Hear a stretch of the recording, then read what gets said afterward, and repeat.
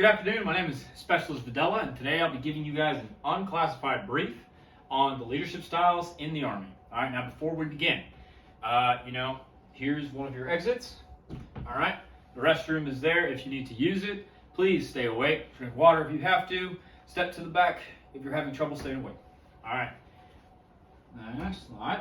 All right, task condition standards for today. All right, your task to show, I'm going to show 3 different leadership styles in the Army.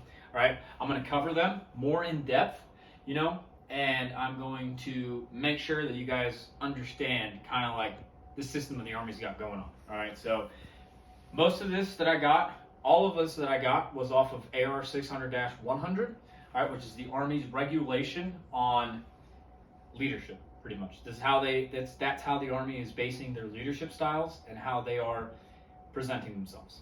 All right, condition. Given a classroom, a virtual classroom, I got a PowerPoint, and the soldiers are going to learn what Army styles exist and what the Army deems to be the 3 that they've seen the most. All right, and standards. At the end of this, every soldier should be able to give me a back brief on what I taught them about, and hopefully it'll allow them to more in-depthly look into their leadership style and see if they fall in either of the 3 categories. Any questions so far before we move on? All right. Next slide. All right, so leadership. The Army has defined leadership as the influencing of people by providing purpose, direction, and motivation to accomplish a mission or to improve a unit or organization. There's 4 things that I want you to look at. First thing is influence. Influencing people by providing a purpose, right?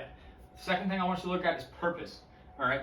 A leader has to be able to influence someone to give them a purpose, and then direction. Direction is also another thing that I want you to look at, and then motivation, right? These 4 things, without a leader being able to influence people by giving them a purpose, direction, and motivation, then there's no way that a task can be accomplished. Next one. All right, so we're going to move into our 3 different leadership styles, all right? Style number 1 is direct. Style number 2 is organizational. Style number 3 is strategic. Now remember, I know some people may think there's a lot more styles out there, but these are the top 3 that the Army has said that they have seen and evaluated the most. Next slide. All right, our first style of leadership is direct leadership, all right? Direct leaders are frontline leaders, right? When you think about direct leaders, you're going to think about your platoon sergeants. You're going to think about your squad leader, your team leader, things of that nature. Leaders of that nature, all right?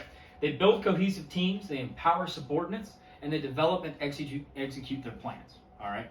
The platoon sergeant will bring in all the squad leaders into a meeting, all right? He will lay out exactly what has to be done for the day. The squad leaders will leave, they will make a plan on how to accomplish that, and they will distribute out to the lower enlisted, all right? This is your direct face-to-face leadership, all right? A good thing to know about this, it takes a certain interpersonal technique to be able to influence human behavior, values, and ethics. All right. So it takes a lot of interpersonal strength and a lot of knowledge to be a direct face-to-face leader. And that's what we see nowadays with our MCOs. A lot of growth and a lot of interpersonal communication. And they have to be able, direct leaders have to be able to develop and refine their analytical and intuitive decision-making techniques. All right, they always have to be learning. They always have to be changing up their style to deal with other different types of soldiers. All right, that is your direct leader. All right, our next leader is your organizational leader. All right, the level of leadership is mostly indirect and used, and they use subordinates to accomplish their tasks and their purpose. Right. So when you think about an organizational leader, think higher than a platoon sergeant. Right, you're going into the PL. You're going into the company commander. Right, you're the XO, all right? Organizational leadership, it's a style of leadership, it's for people who make policies, and they establish the organization's working climate, okay? They have a certain goal that has been brought down from the battalion, right? And that company commander must distribute it out, make sure those steps of that goal are done by the lower enlisted men, and then he can produce these products for the higher echelons. So that's usually where your organizational leadership is going to come to play. All right, they share the same qualities of the direct leader, but in a way broader style of leadership. All right. Like I said, you mainly see this style of leadership in the high enlisted. We're talking master sergeant, first sergeant, sergeant majors. We also see it in the officers. First lieutenant, second lieutenant, captains, and above. All right. Finally, our last style of leadership, right, is your strategic leadership. All right. Strategic leaders must be adept at complex decision-making, problem solving, and critical reasoning. All right. These leaders. These are your high level, all right? This is going into the brigade level, right? This is your brigade general. These are your high-ranking officials, all right?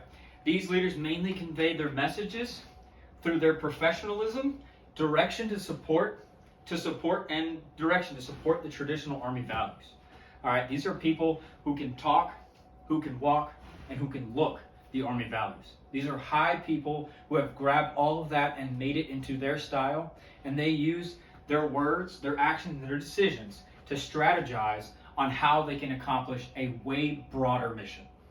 All right? And like I said, you'll mainly see this in the high levels of the Army. So, how do they tie together, you might be thinking, right? All three of these leadership styles are necessary to make the mission successful. Right? The Army has decided that you have with the direct leadership, the organizational leadership, and with your strategic leadership, without it, the Army cannot be successful. You cannot have everybody trying to delegate. You cannot have everybody trying to be go-getter. You know what I'm saying? And although they differ, all three styles of leadership share the common interest and common trait. The common interest of these leadership styles is that they're all focused on their specific task, conditions, and standards, right? They're focused on their tasks, all right? Whether it be the lowest level, the second highest level, or the top, all right? They are all focused and purpose-driven to complete their task. And it's crazy, but you can see every single one of these leadership styles at every level of the Army. Some people may not know that they have it, and a lot of people know that they do, all right? But you will be able to see all these leadership at every level of the Army. All right, our summary, we discussed what the three most common leadership styles are. We discussed each one so everyone has a broader understanding of what they are. And we displayed how they tied together and how you can see them at all the levels.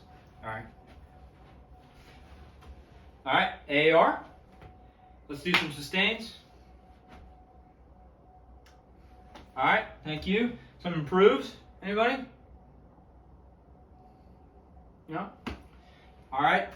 So, like I said at the beginning, the references that I got most of this stuff from was AR 600-1, which is the Army's regulation on.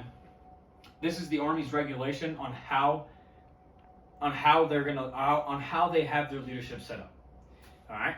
So if you need any references or if you need to look more into it, just go ahead and hit this page. All right. At this time, I'll be taking any questions. Anybody have any questions? No? Well, all right. At this time, this concludes my brief. Hope you all enjoyed. Make sure you write some good reviews for the Command Climate Survey. Good to go. Thank you.